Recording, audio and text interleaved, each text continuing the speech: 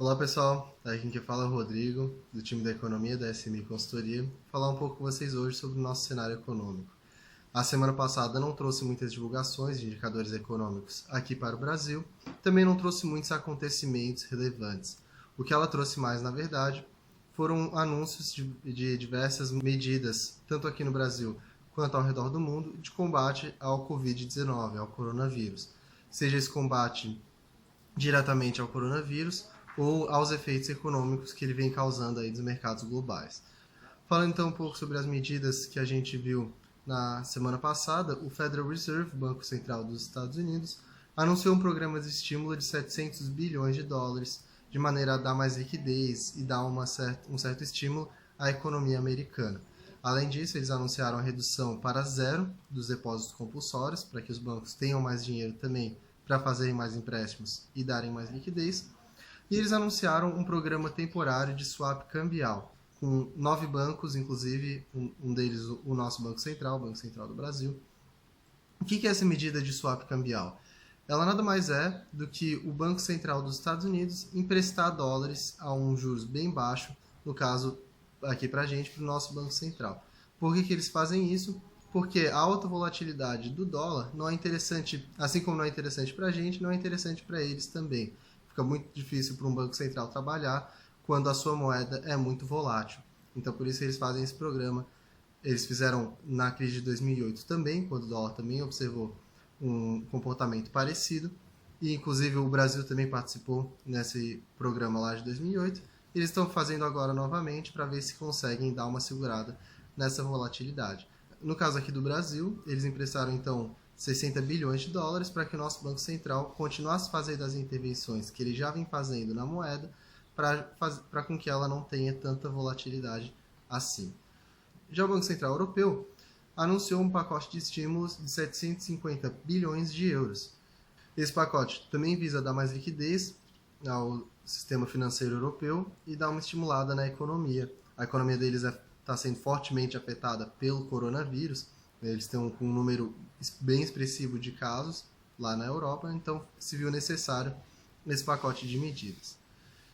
Olhando então de uma forma mais global, né, o G7, o grupo de países com as 7 maiores economias do mundo, emitiu um comunicado afirmando que vai fazer o necessário para garantir uma resposta coordenada ao coronavírus, ou seja, assim como os bancos centrais estão fazendo as medidas para os seus próprios países, né, para cada um dos seus países manter as suas economias em ordem, eles também vão fazer ações que, se virem que for necessário, vão fazer ações globais que levem em consideração a economia como um todo ao redor do mundo.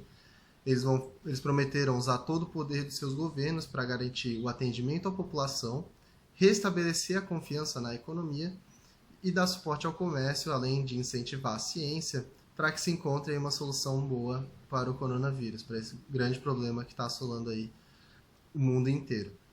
Aqui para o Brasil, então, foram anunciadas uma série de medidas, tanto pelo governo quanto pelo BNDES, vou entrar em detalhes um pouco mais para frente.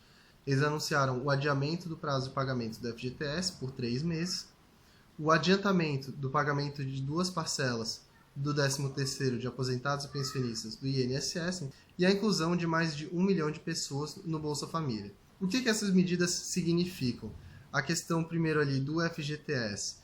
As empresas elas estão precisando de caixa para conseguirem se manter nesse período de crise, já que elas não conseguem obter caixa através de atividade, elas estão tendo que se virar.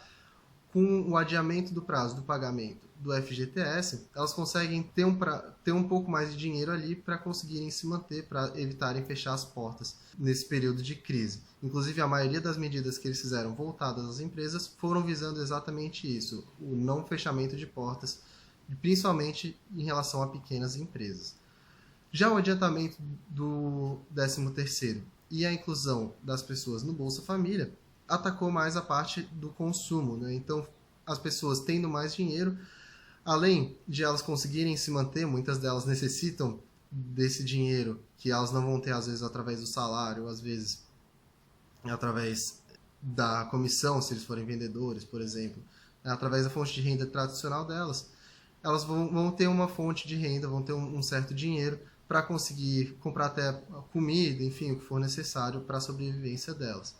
Além disso, isso também vai ajudar, olhando para o ponto de vista mais macroeconômico, vai ajudar a manter um pouco o consumo, a gerar um pouco mais a roda do consumo, fazendo com que a nossa economia sofra talvez um pouco menos do que sofreria se essa população não tivesse dinheiro em mãos.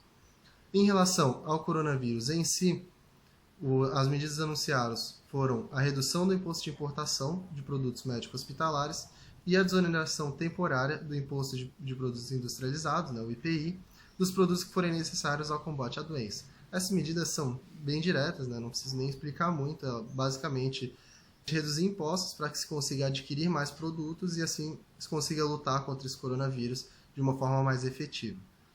E qual que é o custo estimado dessas medidas do governo federal? Ele tem um custo estimado de 147,3 bilhões, o que não quer dizer que o governo vai desembolsar 147,3. Em alguns casos, como por exemplo o do adiamento do prazo de pagamento do FGTS, o governo vai deixar de receber. Então, quando se fala em custo estimado, a gente vê muito isso em reportagens e tudo mais. O governo fez uma medida de tantos bilhões. Não quer dizer que ele vai desembolsar esse dinheiro, pode ser um dinheiro que ele vai deixar de receber. No domingo, então, como eu já havia comentado ali, o BNDES, ele anunciou algumas medidas também, principalmente para dar suporte a empresas, com foco, claro, em pequenas empresas que necessitam aí de bastante caixa, como eu também já mencionei. As medidas foram a transferência de 20 bilhões de reais do fundo PIS/PASEP para o FGTS, a suspensão do pagamento de empréstimos por 6 meses, ou seja, as empresas que já têm alguns empréstimos com o BNDES não vão precisar pagar juros e amortização durante esses 6 meses. Com isso, elas vão ter caixa para conseguir se manter nesse período de crise, nesse período que talvez elas estejam até de portas fechadas. E a ampliação de 5 bilhões de reais da linha de crédito para pequenas empresas. Essa ampliação, além de levar mais dinheiro para essas pequenas empresas terem caixa, ela também estende o período de carência para 24 meses e o prazo total de pagamento para 5 anos desses novos financiamentos. Ou seja, as empresas elas vão conseguir adquirir esse dinheiro através do empréstimo, vão conseguir quitar suas dívidas e se manter relativamente ativas, até que a atividade volte ao normal e aí só depois que elas vão precisar pagar esses empréstimos. Então, para as empresas vai ser uma medida que provavelmente vai salvar algumas empresas pequenas aí que vão estar necessitando bastante desse caixa nesse momento de crise. O custo estimado, então, dessas medidas vai ser de 55 bilhões de reais. Outras medidas que foram anunciadas também pelo governo, mas para o final da semana, foram algumas medidas para assegurar a empregabilidade dos trabalhadores formais, ou seja, para empresas que talvez iriam demitir seus trabalhadores com essas medidas, elas vão conseguir segurá-los pelo menos um pouco mais para ver se conseguem atravessar esse período de crise sem ter que demitir trabalhadores. Essas medidas são a facilitação do processo para reduzir o salário e a jornada de trabalho. Claro, essa redução tem que ser proporcional, então você vai reduzir o teu salário em 75%, a tua redução de carga de trabalho também teria que ser reduzida em 75%. Dessa forma, a empresa, em vez de demitir o funcionário, ela vai poder simplesmente reduzir o salário dele e fazer com que ele tenha um custo menor para a empresa para que ela consiga se manter. Além disso, a suspensão temporária da obrigatoriedade dos exames admissionais e demissionais foi outra medida feita, e a mudança em relação ao procedimento de estabelecimento de férias coletivas e da antecipação de férias. Ou seja, as empresas vão poder, de uma maneira mais fácil, adiantar as férias dos trabalhadores para não ter novamente que demiti-los, e também a questão do teletrabalho, então facilitar com que as empresas façam o teletrabalho novamente para evitar essa questão do desemprego. Já para os trabalhadores informais, que infelizmente não podem ser contemplados por essas medidas, foi anunciado um auxílio financeiro de R$ 200 por mês durante 3 meses, ou seja, um total aí de mais ou menos R$ 600 para os trabalhadores informais de baixa renda. Então, essas pessoas que provavelmente vão ficar sem trabalho nesse período vão ter pelo menos uma pequena renda, né, para que elas possam ter um pouco mais de dinheiro para se alimentar e para pagar os seus custos.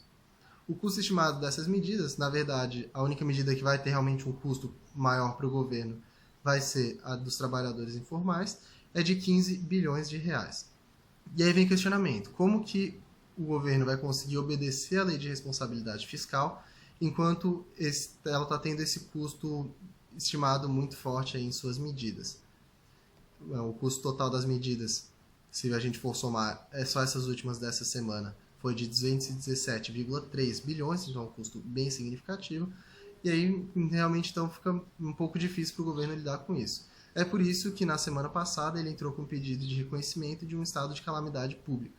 Com isso, eles não são obrigados a obedecer à meta de déficit primário, que hoje está fixada em 124,1 bilhões, ou seja, eles vão poder gastar um pouco mais do que eles arrecadam nesse sentido.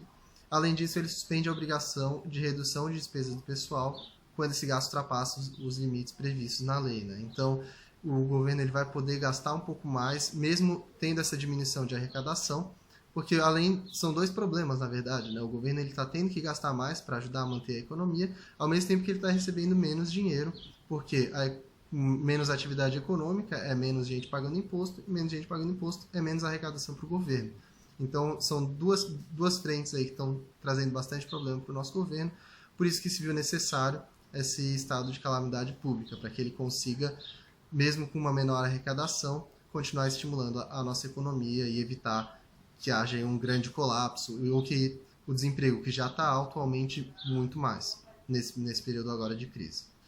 Esse estado de calamidade pública vai se estender só até 2020, então em 2021 já volta a lei de responsabilidade fiscal normalmente, sem alteração alguma. Essa medida ela acaba dando aí um certo poder de gasto para o governo que muitas vezes pode ser abusado de uma certa forma.